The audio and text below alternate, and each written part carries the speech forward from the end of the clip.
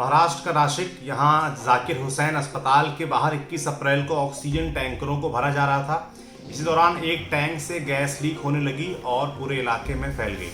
Gas leak की वजह से अस्पताल में करीब आधे घंटे तक ऑक्सीजन सप्लाई ठप रही। ऑक्सीजन सप्लाई रुकने की वजह से अस्पताल में भर्ती 22 मरीजों की मौत हो गई। नासिक के कलेक्टर सूरज मंढरे ने इस बात की पुष्टि की। इंडिया टुडे से जुड़े प्रवीण ठाकरे के मुताबिक घटना की जानकारी मिलते ही फायर ब्रिगेड की टीम मौके पर पहुंच गई थी। फिलहाल लीक को रोकने की कोशिशें की जा रही हैं।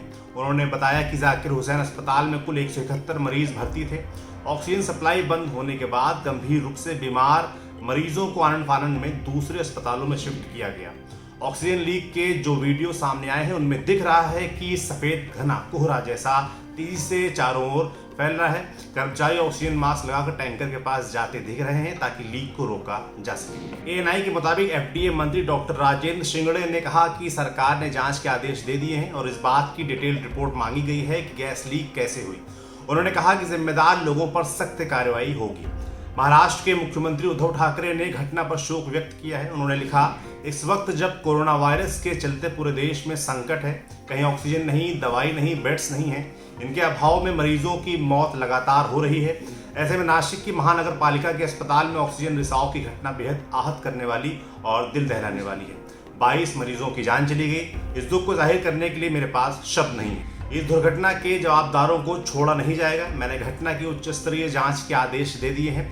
साथ ही सभी मृतकों को परिजनों को 5 लाख रुपए की सहायता राशि दी जाएगी।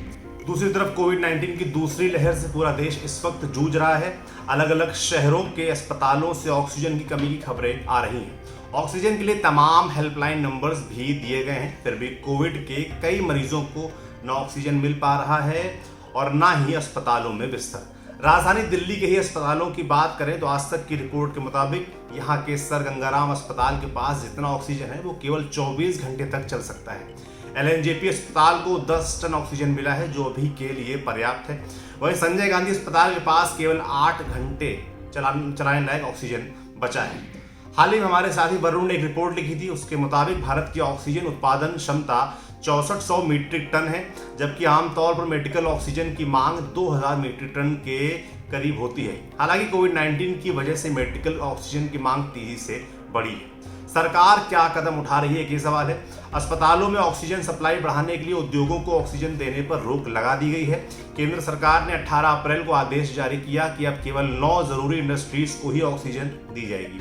इसके साथ ही सेल, रिलायंस, टाटा स्टील, जिंदल स्टील ने कोविड के इलाज के लिए अस्पतालों में ऑक्सीजन की सप्लाई शुरू कर दी है। इसके अलावा इफ्को ऑक्सीजन के प्लांट्स लगा रही है, जहां से अस्पतालों में मुफ्त में ऑक्सीजन की सप्लाई की जाएगी।